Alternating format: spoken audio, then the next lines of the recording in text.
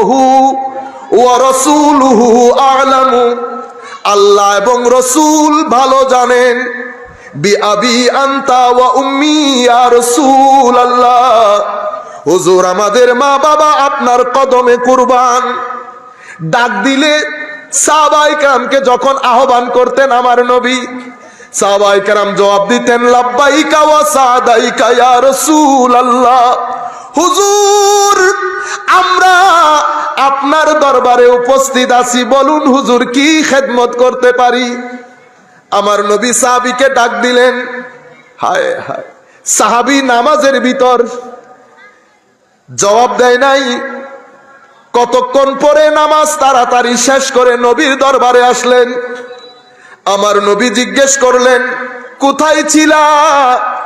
আমি না তোমাকে ডেকেছি, কই জবাব তো দিলা না। ইয়া রাসূলুল্লাহ, আমি কিভাবে জবাব দেব? আমি তো নামাজের মধ্যে ছিলাম। আমার নবী বললেন নামাজের মধ্যে থাকলেও আমার জবাব দিতে হয়। কোরআনে পড়ো নাই? আমার আল্লাহ বলেছেন ইয়া আইয়ুহাল্লাযীনা আমানুস্তাজিবু লিল্লাহি ওয়া লির-রাসূল ইযা দাআকুম। হে মুমিন ও ঈমানদার, তোমাদেরকে যদি আল্লাহ এবং রাসূল আহ্বান করে, ডাকে, হায় হায়, তোমরা তাদের ডাকে সাড়া দিবে, এই কথা বলে নাই। ডাকতেছে আল্লাহ এবং রাসূল, কিন্তু আওয়াজ শুনতেছি রাসূলের। ডাকতেছে কে? রাসূল। কিন্তু আমার আল্লাহ বলছেন রাসূল ডাকলেও ডাক শুধু রাসূলের না, রাসূল ডাকা মানে আল্লাহ ডাকা। হে আমার মুমিনগণ, যদি আল্লাহ রাসূল ডাক দেয় তোমরা তাদের ডাকে সাড়া দাও, এটা বলে নাই। তোমরা তার ডাকে সাড়া দাও। ডাকে দুইজন, সাড়া দেব একজনের আওয়াজে। আপনারা বুঝতে পেরেছেন বিষয়টা? ডাকতেছে দুইজন, সাড়া দিচ্ছে একজনকে। মাওলা এই সাড়া কার? এই সাড়া নবীর। মাওলা আপনাকে কোনা, তুমি তো আমাকে সাড়া দিতে পারবে না। আমি যদি তোমার সাথে কথা বলি তুমি নবী হয়ে যাবে। আমি নবী বাদে কারো সাথে কথা বলি না। আপনারা বুঝতে পেরেছেন? আমি নামাজের মধ্যে আল্লাহ রাসূল ডাক দিয়েছেন। কোরআন বলছে নামাজ ছেড়ে রাসূলের কাছে চলে যাও। নামাজ ছেড়ে আপনি চিন্তা করলেন শানে রিসালাতকে আল্লাহ কোথায় তুললেন, আর আপনি এখানে লিল্লাহি তাকবীর থেকে কেটেই দিলেন। আমার নবী হযরতে আলী রাদিয়াল্লাহু তাআলা আনহুর কোলে শোয়া। আসরের ওয়াক্ত যেতে যেতে সূর্য ডুবে যায়। আমার নবীর চোখ খুলেছে। আলী কি তৌহিদবাদী ছিলেন না, নাকি আমরা হযরতে আলী রাদিয়াল্লাহু তাআলা আনহুর চেয়ে তৌহিদ বেশি বুঝে ফেললাম? এই কাজ যদি আজকে আমরা করতাম, আপনারা বলতেন সুন্নিরা বেশি বেশি করে। এখন আপনি হযরত আলীকে কি বলবেন? হযরত আলীর কোলে আমার নবী শুয়ে আছেন। আসরের নামাজের সময় শেষ, সূর্য ডুবে যায়। আমার নবীর চোখ খুলেছে সূর্য অস্ত যাওয়ার পরে। আলী আসরের নামাজ, হুজুর আপনি আরাম করছিলেন, মানি হুজুর আপনি আরাম করছেন বিদায় আপনাকে ডাকি নাই। আপনি পুরা হাদিস যার যার সামর্থ্য অনুযায়ী বোঝার চেষ্টা করেন। সব কথা মজলিসের মধ্যে বলা যায় না। যার যার সামর্থ্য অনুযায়ী বুঝেন।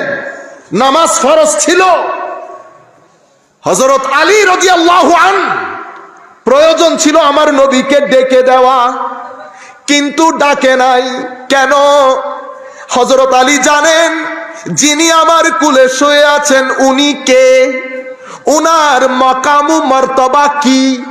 কারণ আমার নবী যেই এলমের শহর, সেই শহরের দরজা আমার নবী বলেছেন হযরতে আলী রাদিয়াল্লাহু তাআলা।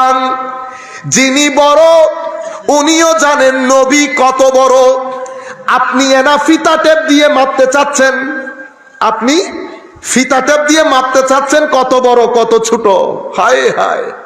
হযরত আলী যখন বললেন ইয়া রাসূলুল্লাহ আপনি আরাম করছিলেন, আমার নবী আল্লাহর দরবারে ফরিয়াদ করলেন, আল্লাহ আমার আলী ফি তাআতিকা ওয়া তাআতি রাসূলিকা সাল্লাল্লাহু আলাইহি ওয়াসাল্লাম, মাওলা হযরতে আলী আপনার এবং আপনার রাসূলের আনুগত্যে, অনুকরণ অনুসরণে তোমার রাসূলকে ডাকে নাই। আমার আল্নবী আরজি দিয়েছিলেন অস্তমিত সূর্য পৃথিবীর ইতিহাসে প্রথমবারের মতো আবার ফেরত চলে আসে। জুড়ে বলেন সুবহানাল্লাহ। এটা আমার নবীর শান। এই নবীকে আপনি বলছেন আমার মতো, এই নবীকে আপনি বলছেন যুবকদেরকে শিখাচ্ছেন আমার মতো, যার সম্মানে পৃথিবীর ইতিহাসে এই প্রথম অস্তমিত সূর্যকে আল্লাহ দ্বিতীয়বার ফেরত দেয় আসরের নামাজ পড়ার জন্য। শুধু তাই নয়, আমার নবী ৩-৪ দিন পরে ইন্তেকাল করবেন। সাহাবায়ে কেরাম হযরতে আবু বকর সিদ্দিক রাদিয়াল্লাহু তাআলা আনহুর সাথে নামাজ আদায় করতেন। একদিন আমার নবীর একটু ভালো লাগে, শরীর ভালো লাগার পরে আমার নবী বিছানা থেকে উঠে দেখতে গেলেন সাহাবায়ে কেরাম নামাজ কিভাবে পড়ছে। নিজের গড়া সাহাবী, দেখতে হবে না কেমন, নিজের মনকে শান্তি করার জন্য। দেখি আমি যাওয়ার পরে আমার সাহাবায়ে কেরাম কি করবে, আমি তো তৈরি করে দিয়েছি। আমার নবী নিজের হুজরার পর্দা একটু করে সরিয়ে দেখছিলেন সাহাবায়ে কেরামের নামাজ পড়ার দৃশ্য। আমার নবী পর্দা সরানোর পরে সাহাবায়ে কেরাম বুঝতে পারলেন আমার নবী হয়তো রুমের মধ্যে এসেছেন, কারণ আমার নবীর চেহারা মুবারকের মধ্যে খাস একটা নূর ছিল। আমার নবী কোথাও এলে ওই নূরের কারণে, খুশবের কারণে পরিবেশের মধ্যে বোঝা যাইতো নবী তশরিফ এনেছে। আমার ভাইরা, সাহাবায়ে কেরাম যখন বুঝলেন, হাদিসে পাক পড়লে দিল বের হয়ে আসতে চায়। সাহাবায়ে কেরাম ওয়াহুম সুফুফুন ফিস সালাত, নামাজের মধ্যে আছে, আমার নবীর উপস্থিতি টের পেয়ে, অথচ আমার নবী ভিতরে যান নাই, বাইরে থেকে আমার নবীর হুজরা থেকে পর্দা সরিয়ে একটু দেখছিলেন। এই অবস্থায় কানা ইফতাতিনু, হায় হায়, কোন নামাজের মধ্যে সাহাবায়ে কেরামের খুশির কোনো সীমা ছিল না। এতদিন পর্যন্ত সাহাবায়ে কেরামের দিল বের হয়ে আসছে, নবী ছাড়া নামাজ পড়া এত সহজ কথা ছিল না তাদের জন্য। যারা নবীর পিছনে নামাজ পড়তো, নবীর সাথে খেত, নবীর সাথে বাইরে যেত।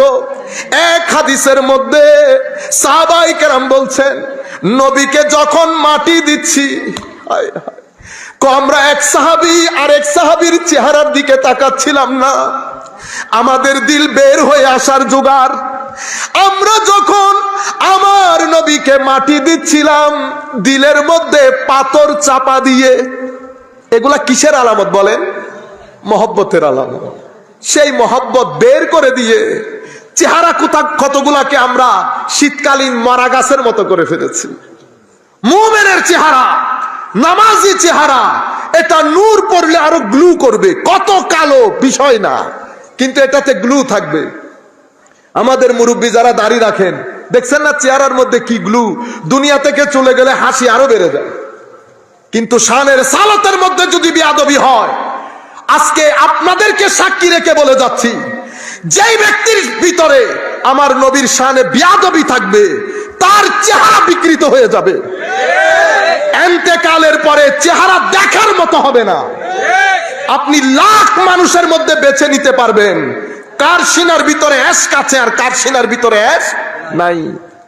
সম্মানিত উপস্থিতি, সাহাবায়ে কেরাম এমন অবস্থা হয়েছে নামাজ ভেঙে ফেলার জোগাড়। আমার নবী ইশারা করলেন, ইমামকে ইশারা করলেন, নামাজ চালিয়ে যাও। নামাজের মধ্যে এত ঘটনা ঘটেছে, নামাজ ভাঙে নাই, নামাজ ভাঙে নাই।